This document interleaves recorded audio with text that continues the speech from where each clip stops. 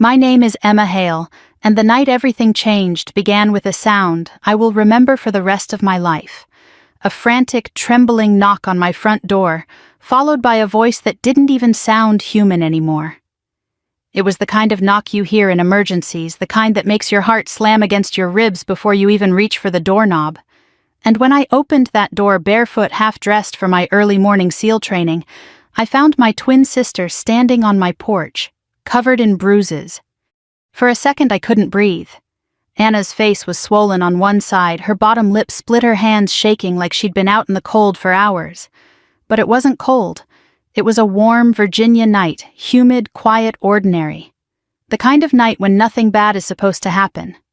But Anna, she looked like she had crawled out of a nightmare.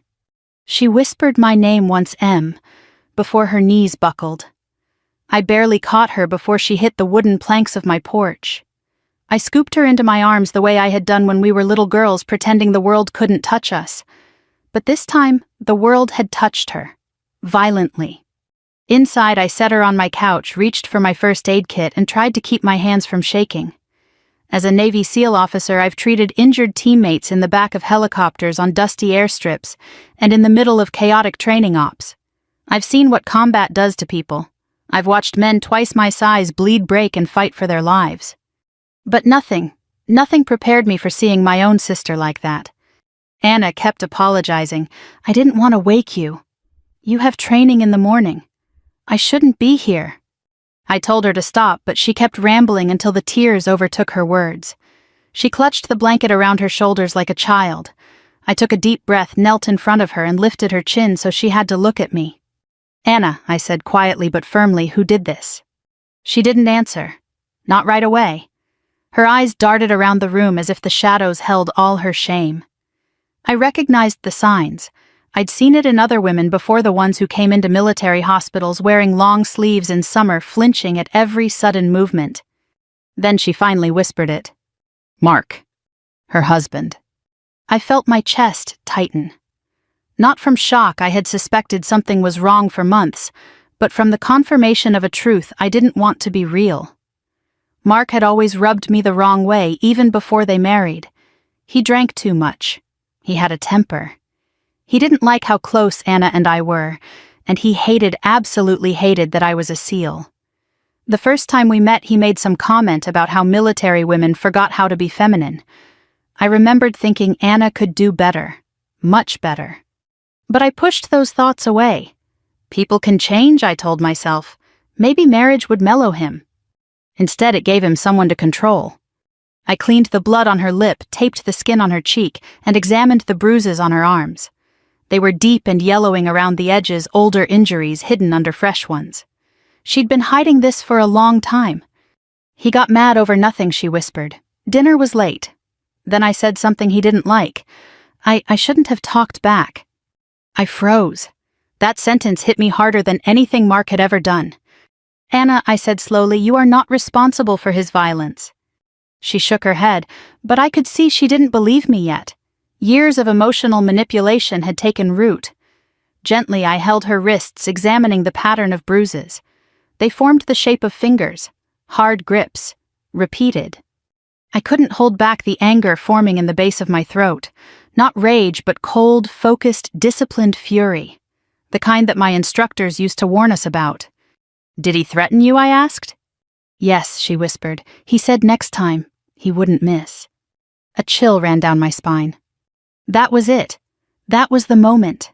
The exact second something inside me clicked into place, and I swear I could feel the shift like a tide turning. Anna wasn't safe. Not as long as she stayed with him. Not as long as he thought she was weak. Not as long as he believed he could get away with it. I asked her, why didn't you call the police? She stared down at her hands. He told me no one would believe me, that everyone thinks he's a good guy. And I was scared. I kept hoping he'd get better. Hope is a beautiful thing, but sometimes it becomes a trap. I wrapped an arm around her shoulders and held her close. For several minutes we just breathed together. Two sisters identical on the outside, different only in the worlds we lived in. She had built a life of quiet routines and gentle dreams. I had built mine on discipline missions and the unspoken rule that you always protect your team. And now my sister was my mission. When she finally fell asleep on my couch exhausted, I covered her with another blanket, sat back and stared at the ceiling. My whole house felt different, heavier, like the walls were listening. I thought about every bruise, every apology, every night she probably cried alone, and I knew deep in my bones that there was no universe in which I would let that man continue to hurt her. Not while I was alive, not while I was a SEAL. By dawn, as the first light crept through my blinds, I stood over her and made a promise that came straight from the part of me forged through years of training, sacrifice, and service. "I'll handle this," I whispered, and I meant every word. I didn't sleep the rest of that night.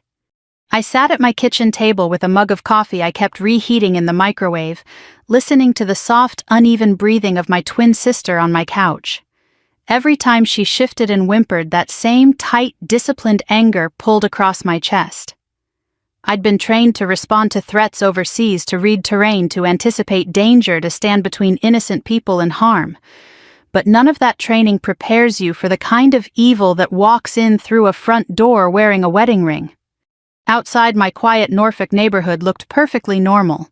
Same porch lights, same parked trucks and sedans, same retired neighbor across the street shuffling out for his paper at 6:30 sharp like he had every morning since I moved in. The kind of American street people my parents' generation talk about with nostalgia. Safe, familiar, ordinary. But somewhere just a few miles away, behind another front door with another welcome mat, my sister's husband had been turning her life into a war zone. As the sky turned from black to deep blue, I checked the time. Normally I'd be gearing up for an early training cycle at base, going over the day's schedule in my head. Instead, I thumbed out a message to my commanding officer requesting emergency personal leave. I didn't offer details. I didn't need to. His reply came a few minutes later. "Take care of what you need. We've got you covered." For all the ways the military can be harsh when it works right, it closes ranks like family. By the time the first weak light edged past my blinds, my coffee had gone cold again. I dumped it, poured a fresh cup, and walked back to the living room. Anna was curled on her side blanket, pulled up to her chin, breathing shallow and uneven. In the dim light, the bruise on her cheek looked worse, angrier, more defined, more real. Her eyes fluttered open when I knelt down next to the couch. For a second she looked disoriented, like she expected to see her own sloping ceiling and that crooked floor lamp Mark refused to fix. Then she saw my framed Navy plaques, my commissioning photo, the folded flag from my deployment. Tears filled her eyes so fast it looked like someone turned on a faucet. "I'm sorry," she whispered. "I shouldn't have come. You've got real things to deal with. This is just my mess." "Anna," I said, pressing a warm mug into her hands, "you can show up at my door any hour of any day until we're old and gray. You never have to apologize for that." She wrapped her fingers around the mug, letting the heat soak into her skin. Her hand still shook just a little, not from the coffee, from everything else. "You know I'll have to go back," she murmured. "He'll be furious that I left. He'll say I embarrassed him." "Do you want to go back?" I asked. She didn't answer. Her gaze slid away toward the window, toward anywhere that wasn't my face. The silence that followed was thick and heavy. I'd heard that silence before from women in waiting rooms, from young service members trying not to cry, from people who weren't ready to say no out loud because that would make it too real. "This isn't the first time, is it?" I asked quietly. She drew in a shaky breath. "No." The story came out in fragments. At first, the way shattered glass falls in pieces rather than whole. The raised voice. The slammed doors. The first shove he swore didn't count. The bruise he called an accident. The apology flowers he bought with money they didn't have. The late-night promises that he would do better the morning he criticized how she made his eggs. The way she started lying to co-workers, to church friends, to me. "He said I'm dramatic," she murmured, "that if I ever told anyone they'd say I'm exaggerating." And after a while I started to believe him. I'd think maybe I did talk too much. Maybe I did nag. Maybe if I just stayed quiet. "Anna," I cut in softly but firmly, "there is no version of you that earns a fist in the face. None. Loud, quiet, tired, cranky, none of it." She swallowed hard. Her eyes were glassy. "He said nobody would believe me." "Well, I said he misjudged me, because I do. I believe you, and you're not alone anymore." I let a moment of quiet sit between us, then shifted into the part of my brain that plans missions and runs contingencies. Has he ever hit you in front of anyone? I asked. She shook her head. No, he's careful. He waits until we're alone. That tracked. The worst ones usually care a lot about their image. Does he own any weapons? A hunting rifle, she said. Keeps it in the bedroom closet. He doesn't use it much. But when he's drunk, he talks about how he's not afraid to protect what's his. The way she said it told me she'd lain awake more than once thinking about that rifle. And money, I asked. How are things set up? He manages it, she said, bitterness creeping into her voice. My paycheck goes into the joint account. I don't have my own card. If I need cash, I have to ask. He said it would keep things simple so I wouldn't have to worry. Simple, for him. Okay, I said, taking a breath. Here's what's going to happen today. First, you're not going back to that house. You're staying here where he can't get to you without going through me. Second, we're going to talk to somebody legal aid, maybe a counselor, someone who does this all the time. Third, I hesitated. The idea I'd been circling all night pressed forward, half-formed but persistent. Third, what? She asked softly. Third, I'm going to get a closer look at Mark. Immediately, she shook her head. No. Please, Em, don't confront him. You'll just make him madder. He'll blame me. You don't know him when he really loses it. I sat on the edge of the coffee table so we were eye to eye. Anna, I deal with men who really lose it for a living. I don't go in wild. I go in prepared. I'm not going to storm your house in uniform and start shouting, but I'm also not going to sit still and let him wait for you to come back like nothing happened. She let out a small, humorless laugh. You're the only family I've got left. I don't want to lose you too. You're not going to, I said. That's exactly why I'm stepping in. From the outside, the rest of the morning would have looked normal. We scrambled eggs. She showered and borrowed one of my old Navy t-shirts. I dug out a spare toothbrush from the linen closet. But at the table with a pad of paper between us, we did something that should never have to be part of a marriage. We made a safety plan. Who she could call. Which neighbors might answer a late knock. Where she could keep a little bag with documents and a change of clothes. To her, it felt like admitting her life was breaking. To me, it felt like stacking sandbags before the flood hit. By late morning, I drove her to a little diner just outside the base. Cracked red vinyl booths, bell on the door, a waitress who called everyone sweetheart, retired sailors in ball caps, older couples splitting pancakes, a trucker reading yesterday's paper. It smelled like coffee bacon grease and something else I've always associated with safety routine. We slid into a booth by the window. I took the seat with my back to the wall. Habit more than anything. Why didn't you call me sooner? I asked gently once we'd ordered. She stared down at the sugar packets. Because you're a Navy SEAL. You jump out of planes and do whatever it is you do, important things. I'm the woman who married a man who throws things when he's mad. I didn't want to be your disappointment. That word stung more than I expected. You could never disappoint me, I said. You hear me? Never. You trusted a man who said he loved you. That's not shameful. What he did with that trust is on him. Her eyes filled again. The waitress came by, topped off our coffee, and gave Anna a quiet, knowing look. Women who've lived long enough can read bruises even when makeup and sleeves try to hide them. On the drive home, Anna rested her head against the window, watching the little houses roll by, flags on porches, kids' bikes in yards, dogs barking behind fences. Regular American life, the kind she thought she was building when she said I do. I wish I could just start over, she murmured. New town, new house, new everything. I watched the road ahead, feeling the shape of my idea solidify into something sharper. You might not need a brand new everything, I said. You already have something most women in your situation don't. She turned her head slightly. What's that?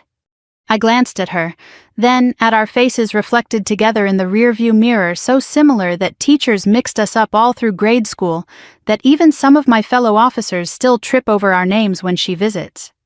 A twin, I said, and a world full of people who still can't tell us apart. For the first time that day, the thought didn't feel crazy. It felt like the beginning of a plan. The idea shouldn't have made sense, not in a civilized world, not in a quiet American neighborhood where folks wave from their porches and drink sweet tea on hot afternoons. But abuse doesn't live in a civilized world. It hides behind curtains and closed doors. And sometimes the only way to confront something rotten is to do it with a plan bold enough to shake the rot loose. But switching places, even I had to admit it sounded like something out of an old movie. Still, the more I sat with the idea, the more it settled into me with a strange, steady certainty.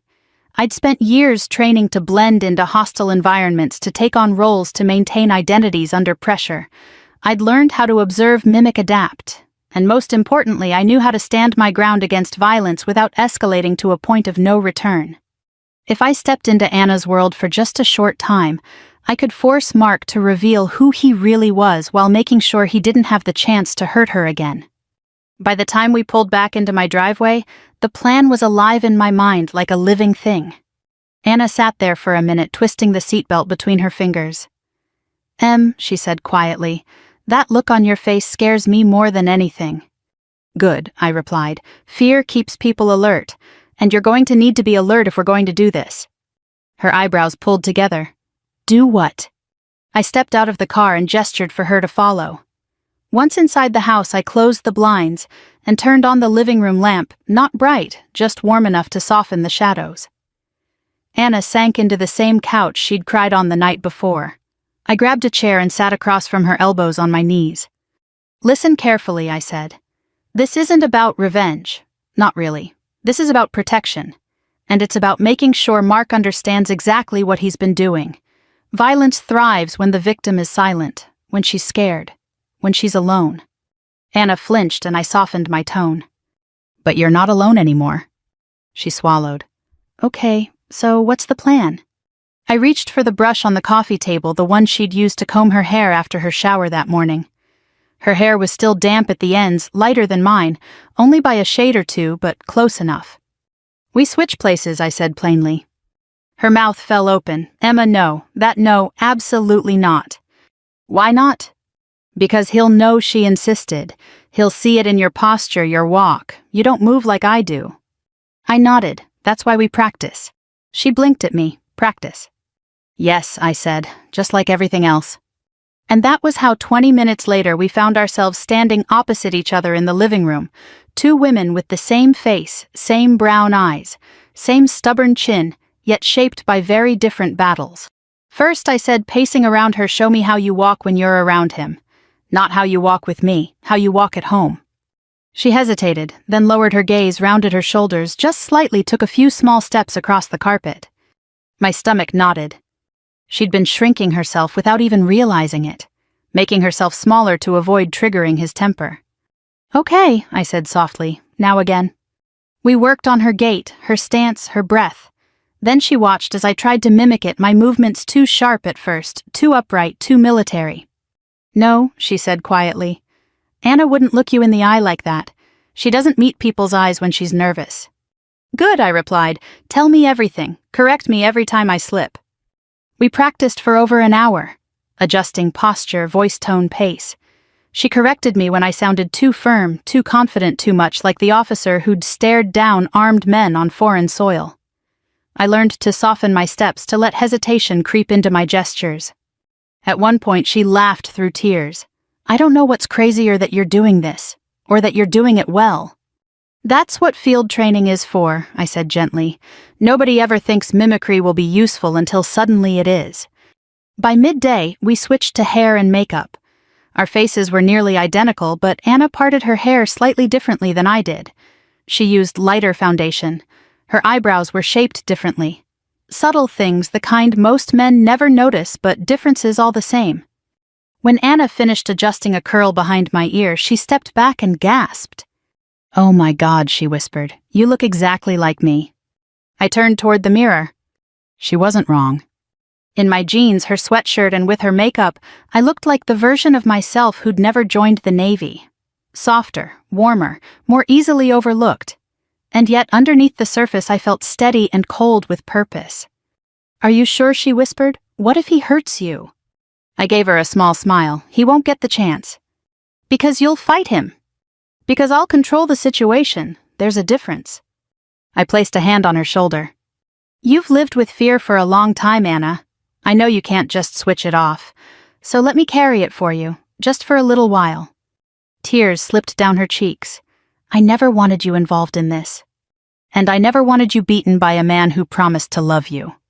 She looked down. "He wasn't always like this." "I know," I said, "but that doesn't matter now." We spent the afternoon building the rest of the plan. She would stay in my guest room, keep the lights low, lock the doors, only answer the phone if it was me calling. Meanwhile, I'd drive to her house just before dusk when Mark would be home from work drinking already, his guard lowered.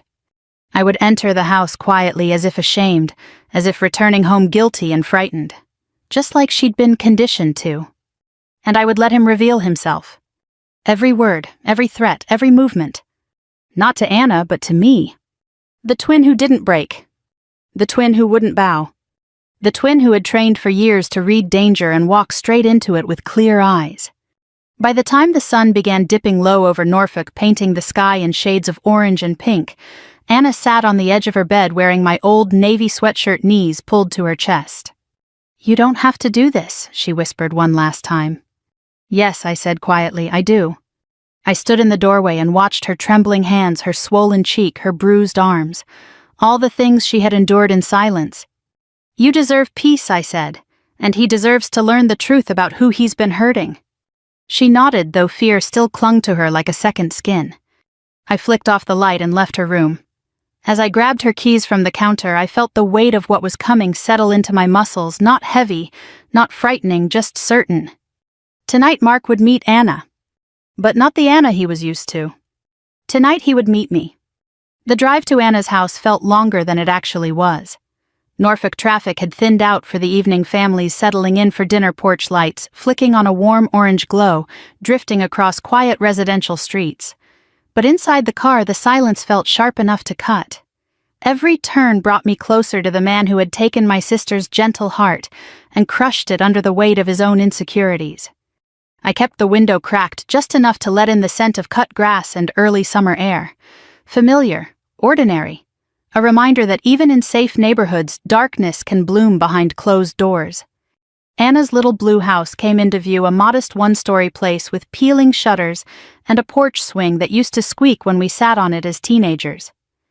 Back then, we'd talk about the future, about boys, about where life would take us. I remembered how excited Anna had been to buy this house with Mark. "It's our beginning," she had told me, eyes glowing. Now, standing in front of it, all I saw was a crime scene of broken promises. I parked her car in the spot she always used. The driveway was empty, his truck still gone. Good, that gave me time. When I stepped out, the air felt heavier, the way it sometimes feels before a storm. As I walked up the front steps, the wooden boards creaked under my shoes. I paused before unlocking the door, studying the little cracks in the paint, the dent in the railing, the overturned flower pot she'd once told me she planned to fix when Mark wasn't in one of his moods. I inhaled, then entered. The house was dim, only the fading light from the living room window giving shape to the furniture. And the smell, God, the smell. Stale beer, sour sweat.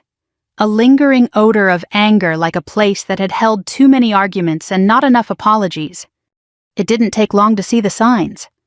A broken picture frame under the coffee table, a lamp with a bent shade, a hole in the drywall small but unmistakably from a fist. My jaw tightened. This wasn't just a house where arguments happened, it was a house where violence lived comfortably. I moved deeper inside quietly, taking it all in, memorizing the angles, the rooms, the exits, the way any trained operator would, not because I needed to fight, but because the best defense is awareness. On the dining table, I saw a plate left out with half-eaten food, beer cans, a bottle of whiskey still uncapped. It was a sad, still life of a man unraveling. A faint buzzing sound came from the bedroom. I followed it and found Anna's phone on the nightstand, dead battery, probably hidden from her the last time she'd tried to call for help. I clicked on a lamp and looked around the small bedroom that had once been her sanctuary. I saw the corner where she kept her sewing kit, the framed photo of us at age 7 with matching overalls, the book she'd been reading, pages bent, cover torn. And on the floor near the bed, something that made my throat burn with fury. A necklace I'd given her years ago, snapped clean in half. That was enough. I sat down on the edge of the bed and waited. When the front door finally opened 20 minutes later, I heard it even from the back of the house, the heavy, careless thud of boots, the sound of someone stumbling just a little, the frustrated sigh of a man already halfway drunk. Anna, he called, voice thick and irritated. Anna, where the hell are you? I didn't answer. Let him come to me. His footsteps moved through the living room, then into the hallway. He muttered something under his breath. Complaints, insults, something about dinner, something about responsibility. Just the sound of his voice made my skin crawl. Not because it scared me, but because I suddenly understood exactly how small and frightened Anna must have felt every day. He stopped outside the bedroom door. Anna, why's it so dark? I told you to leave the... He stepped inside and froze when he saw me sitting on the edge of the bed, half lit by the lamp's soft glow. Oh, he said, mocking, so you're finally back. I kept my eyes lowered, shoulders slumped, hands clasped in my lap, just like Anna would. I came home, I whispered, my voice small and shaky. He snorted. Damn right you did. You think you can just walk out whenever you want. He staggered closer. The smell of alcohol hit me like a wall, sharp, strong, angry. Were you crying? He demanded. Is that why you ran off? Because you can't handle a simple argument? I didn't answer. Silence, I knew, would provoke him, make him reveal more. He laughed low and mean, unbelievable. You know, sometimes I wonder what I married. You're lucky I put up with half the crap you pull. My blood boiled. But I stayed still. He leaned in so close I could feel his breath against my cheek. Look at me, he growled. Slowly, deliberately, I lifted my gaze. For the first time since he walked in, he really looked at me. Something flickered across his face. Confusion, uncertainty.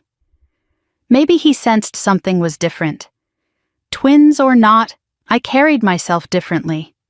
Even slumped and pretending to be timid, there was something in my eyes he didn't recognize. He reached out, fingers tightening around my upper arm. Next time you walk out on me, he said, you won't like the... He didn't get to finish the sentence. In one seamless motion, I grabbed his wrist, twisted and locked his arm behind his back in a controlled immobilization hold. Nothing flashy, nothing damaging, just enough to stop him cold. He yelped in shock. What the Anna, what are you? I leaned close, my voice low, calm, deadly steady. Try that again, I said, and see what happens. He froze. Then struggled just for a second. He didn't break free. I applied a little more pressure, not enough to injure, just enough to remind him there were forces in the world stronger than his fists. Anna, he gasped. What is this? What's gotten into you? For a moment the room was silent except for his ragged breathing and the faint hum of electricity from the lamp. Then I released him. He stumbled forward, clutching his arm, turning to look at me with wide, confused eyes. And I sat there, the timid posture gone, shoulders back, spine straight. The quiet strength of a woman who had spent years training to stand her ground. He stared at me like he was seeing a stranger. Who are you? He breathed. I let the question hang in the air for a long, heavy moment. Then I said calmly, someone you should have prayed you'd never meet. He didn't move at first. He just stared at me, breathing hard, confused, maybe even a little scared.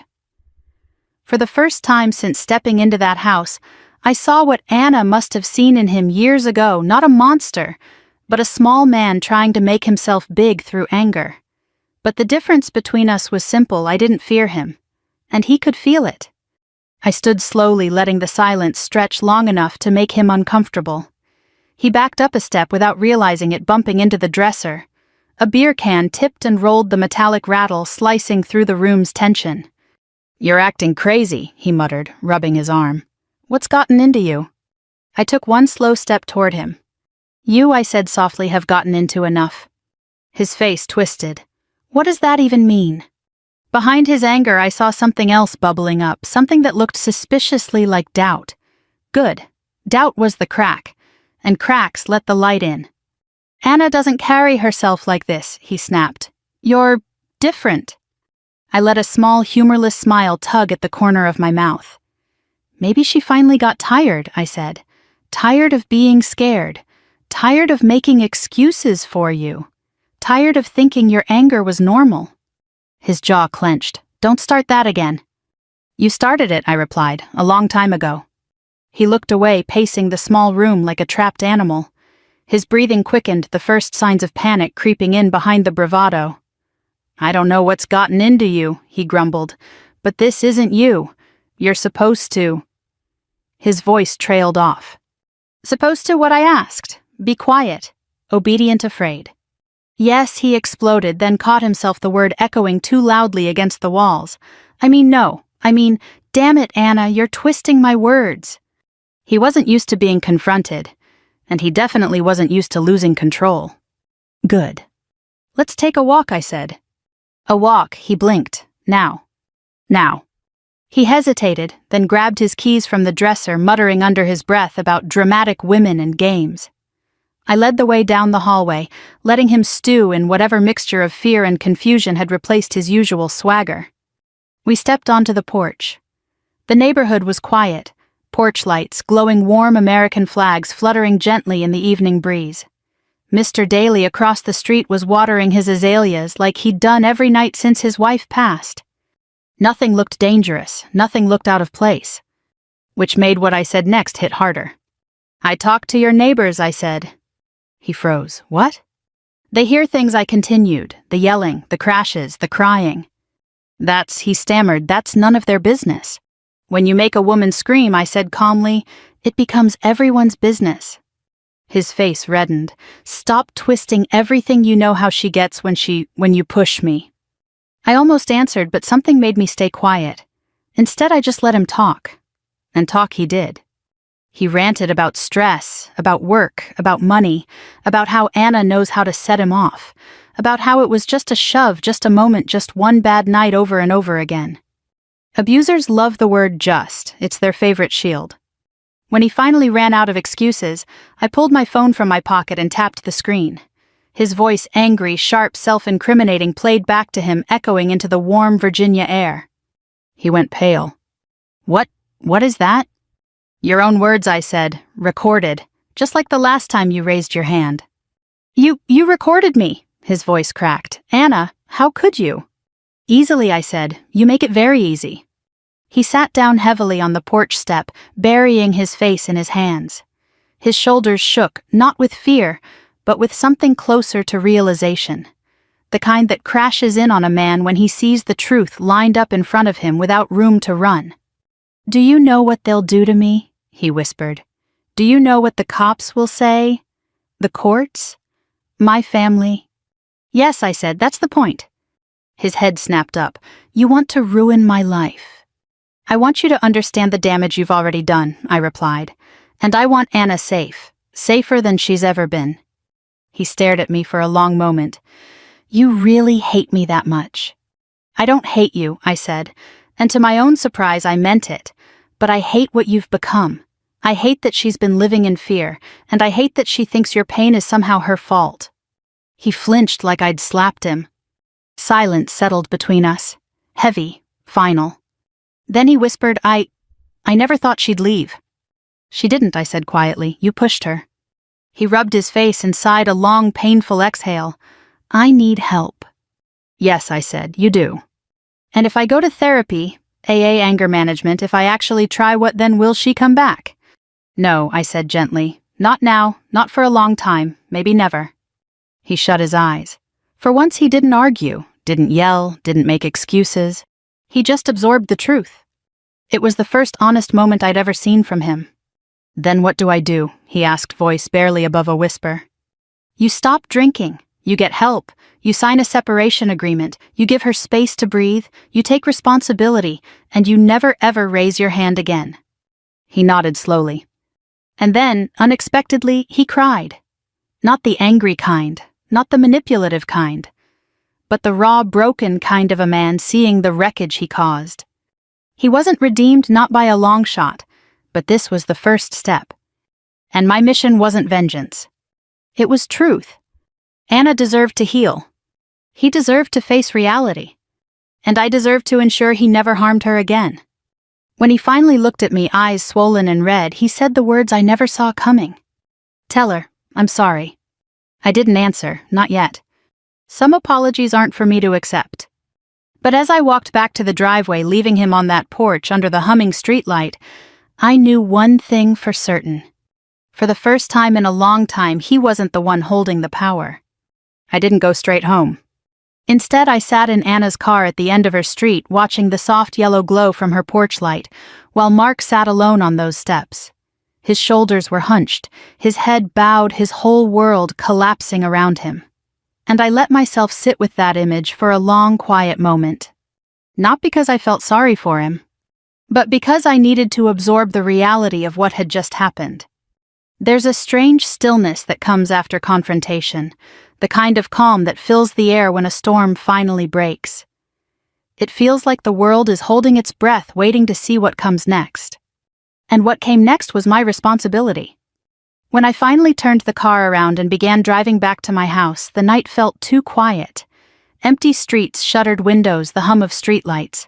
My mind replayed everything: the smell of stale beer in that house, the bruises on Anna's face, the recorded confession the moment his bravado shattered. But the mission wasn't over. This wasn't a movie where justice happened in 10 minutes. Real life required follow-through, documentation, witnesses, legal protection, accountability. As I pulled into my driveway, I spotted the glow of a lamp through the blinds. Anna was awake. She must have heard the car because the front door opened before I even reached the steps. She stood there in my old navy sweatshirt, hair pulled up in a messy bun, face pale and tired. When she really saw me, her breath hitched, and she pressed a hand to her mouth. "Em," she whispered, "you're back." I stepped inside, shutting the door gently behind me. "Yeah," I said softly, "I'm back." She looked me over quickly, searching for signs of injury. Did he try to hurt you?" "No," I said, "not this time." Her shoulders sagged with relief, but the worry didn't leave her eyes. She grabbed my wrist, leading me to the couch. "Tell me everything." So I did. I told her about the way he'd acted, drunk, confused, angry, then scared.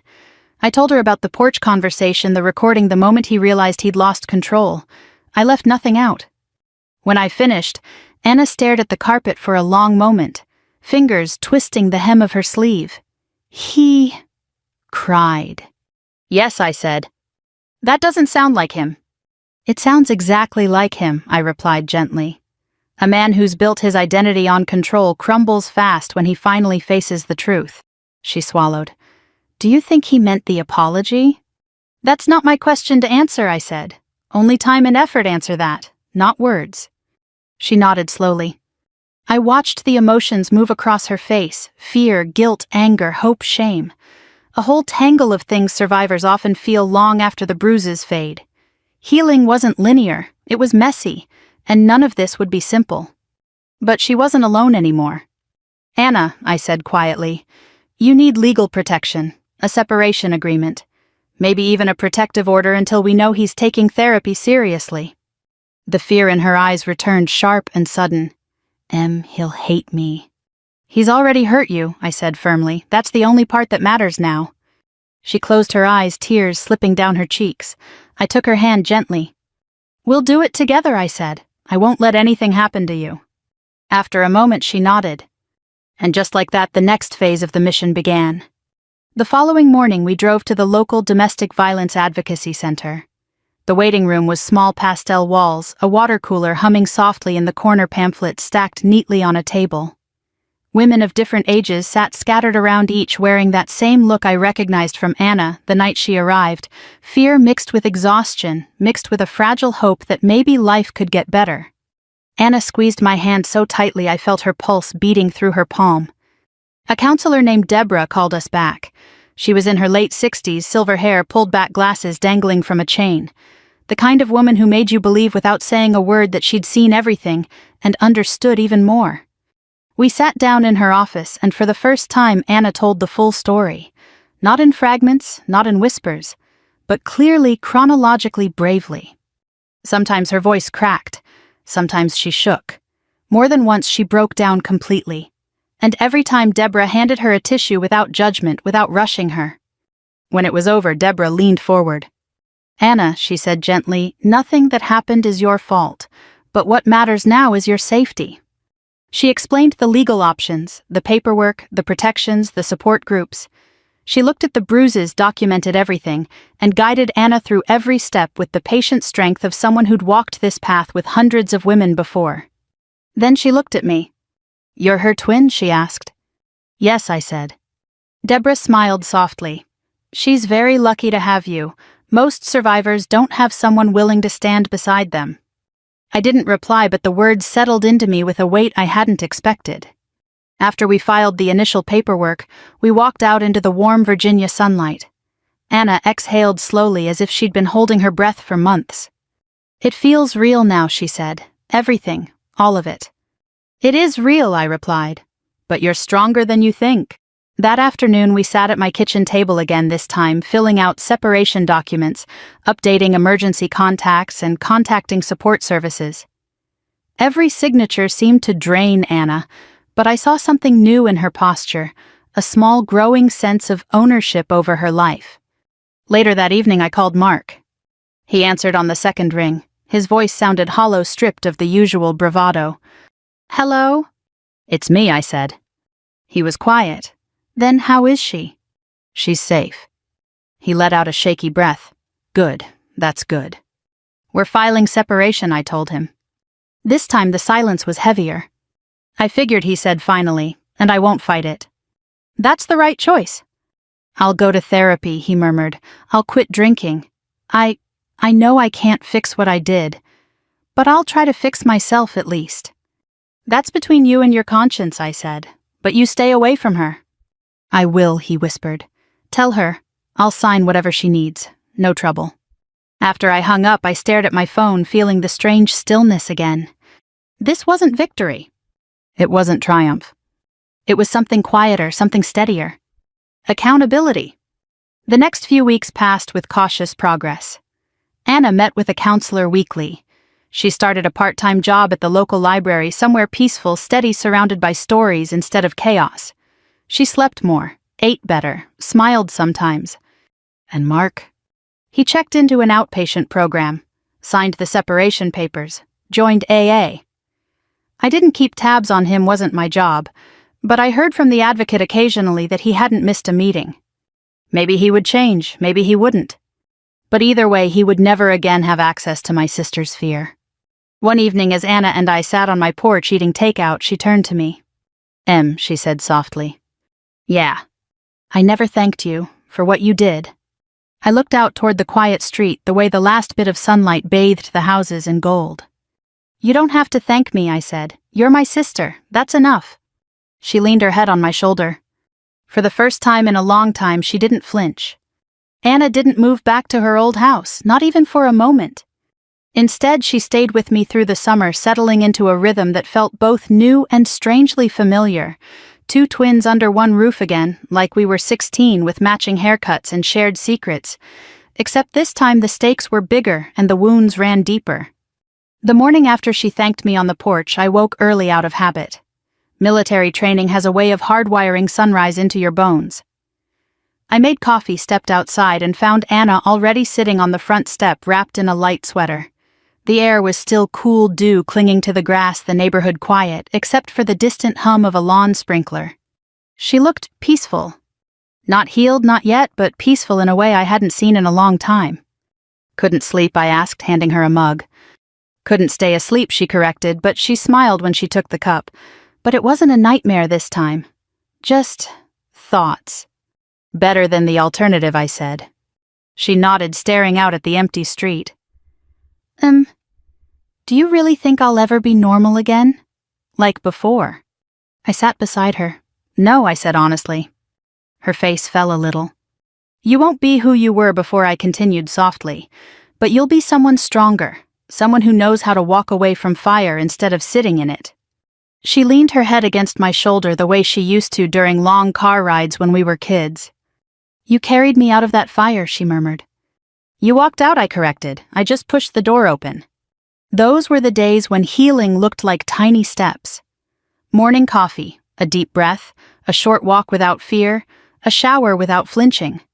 Small victories most people never realize are victories at all. In the weeks that followed, Anna regained her appetite, her sense of humor, even her stubborn streak. She talked more, slept better. We cooked dinners together, her chopping vegetables, me working the stove, just like our mom used to. We laughed about old memories, cried over others, and slowly rebuilt the twin bond that life had stretched thin. One Saturday afternoon, she asked if we could visit our parents' graves. We drove out to the cemetery just outside town, a quiet place lined with big oak trees that rustled gently in the summer breeze. Anna knelt beside their headstones, brushing dried leaves away with careful fingers. "Mom would have hated him," she said, voice trembling. "She always wanted us to be treated with kindness." "And Dad would have given the man a stern talking to," I added, followed by a shove into a ditch. She laughed through tears. "Yeah, sounds about right." I placed a hand on her back. "They'd be proud of you, for getting out, for choosing yourself." She looked up at me, eyes shining. "And you?" "I'm proud of you too," I said, "more than you know." On the drive home, she asked if we could take the long route past the harbor, through the little historic district, all the places we used to visit when life felt simple. She pressed her face to the open window and let the breeze blow through her hair, smiling quietly. For the first time, she looked free. A few days later, an envelope arrived in the mail, thin, neat handwriting on the front. I recognized it immediately. From Mark. Anna hesitated to open it. She turned it over in her hands, breathing slowly, grounding herself the way her counselor taught her. When she finally broke the seal and unfolded the paper, she read the letter silently, lips tight, brows drawn. When she finished, she handed it to me. It was a simple apology. No excuses, no manipulation, no promises he couldn't keep. Just acknowledgement, regret, responsibility. I handed it back. "How do you feel?" She folded the letter carefully. "Relieved," she said, "and done." I nodded, good. That evening, sitting on the porch again, Anna said something I'd been waiting to hear. "I don't want him back, Em. I don't want any part of that life again." "Then you've already won," I said. And she had. By the middle of August, she felt secure enough to stay in her own space, a small apartment near the library where she worked. Safe neighborhood, kind neighbors, a fresh beginning. I helped her move in hanging curtains, assembling furniture, unpacking boxes, while she arranged her books on the shelves. When we finished, she stood in the middle of her little living room, hands on her hips, smiling. "It feels like mine," she said softly. "It is yours," I replied. Before I left, she hugged me long and tight. "I'm not afraid anymore," she whispered. Those words were worth everything. A few weeks later, she invited me over for dinner. Her place smelled like roasted chicken and fresh rosemary, soft jazz playing on the radio. She served 2 plates, but before we ate, she took my hand across the table. "I want you to know something," she said. "I don't think I would have survived if I didn't have you, not just as my sister, but as my mirror. When I couldn't see myself clearly, you showed me who I was." I swallowed hard. "Anna." "I'm serious," she insisted. "You saved me." I shook my head gently. "You saved yourself. I just stood beside you." She wiped her eyes. "Then thank you for standing." We ate dinner, laughed, shared stories, and when I left her apartment that night, she stood in the doorway waving like she used to when we were little girls going off to school. Under the porch light, she looked whole again. In the months that followed, she grew stronger, emotionally, mentally, spiritually. She joined a support group. She budgeted for herself. She took morning walks. She noticed the world again. And one crisp autumn evening, while watching her arrange books at the library, I realized the truth. My revenge wasn't the night I confronted Mark. It wasn't the recording. It wasn't the fear I put in him. My revenge was her freedom. My revenge was her smile. My revenge was watching my twin sister stand tall again in a world that had tried to break her. And that revenge was sweeter than any blow I could have struck. As I tell you this story now, to anyone listening, to anyone who's lived long enough to know how sharp love can cut, I'll leave you with this. Abuse grows strongest in silence. But silence breaks the moment one person refuses to look away. If you've ever helped someone stand, or wished someone had helped you, I invite you to share your thoughts, your stories, your strength. And if you'd like to hear more tales of courage, healing, and justice, you're welcome to stay with us. Because no one should walk through darkness alone. Darkness alone. Darkness alone. Darkness alone. Darkness alone. Darkness alone. Darkness alone. Darkness alone. Darkness alone. Darkness alone. Darkness alone. Darkness alone. Darkness alone. Darkness alone. Darkness alone. Darkness alone. Darkness alone. Darkness alone. Darkness alone. Darkness alone. Darkness alone. Darkness alone. Darkness alone. Darkness alone. Darkness alone. Darkness alone. Darkness alone.